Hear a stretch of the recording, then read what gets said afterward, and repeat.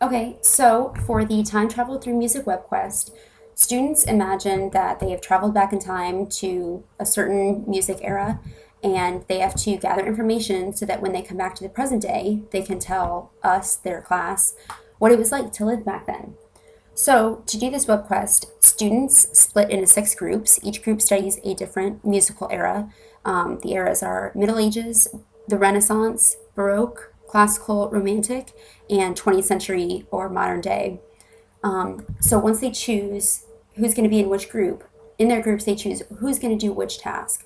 They have to find what life was like in that time period, what the music sounded like, such as music samples, what the purpose of music was, what instruments were used, and some famous musicians. So students decide who's going to do which task, and once they decide that, they can look on the WebQuest page and get more information about what is expected for each area. So students who are doing the brief history would look at that section and see that it's looking for basically what was this era, how was this era different than today? What did people dress like? What did they do for fun? What did they eat? What was the government like? What was going on in the world? Just to get them to focus on historically what that time period was like.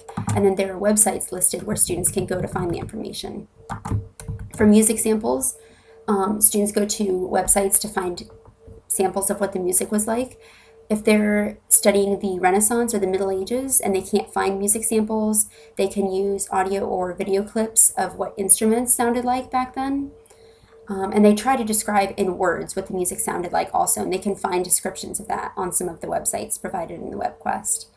And the idea is for students who are doing the music samples to communicate with the students who are studying musicians so they can find music samples from the same musicians that will be discussed in their presentation. Then they also study the purpose of music. Was music used in the same way as it is today? Could anybody be a musician or only certain people? Could anything be talked about in music or only certain things? Just how did the purpose of music or the point of music differ from today? Was it entertainment or just for church or somewhere in between? That's kind of what students are looking for. And of course, there's a website that they can go to find the information.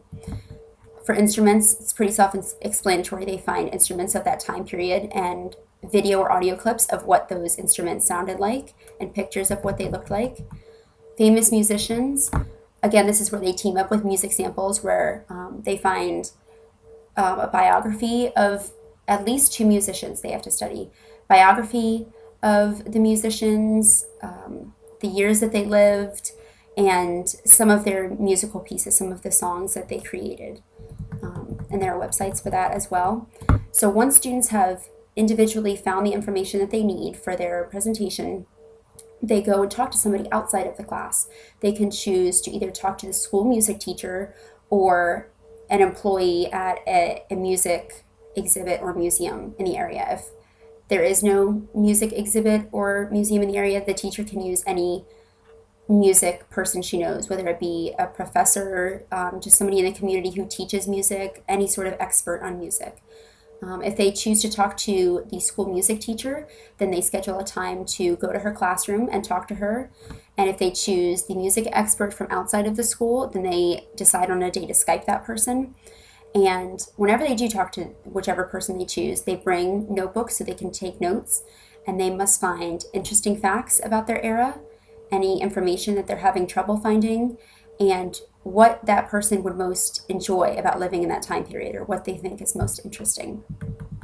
So once the students have gathered all their information from all their different angles, they create a PowerPoint presentation. So they imagine that now they've traveled back in time, back to 2013, and they're here to tell us what their experience was like. So they create a PowerPoint that includes words, the facts that they found, pictures such as of the famous musicians or the instruments, and video or audio clips such as music samples.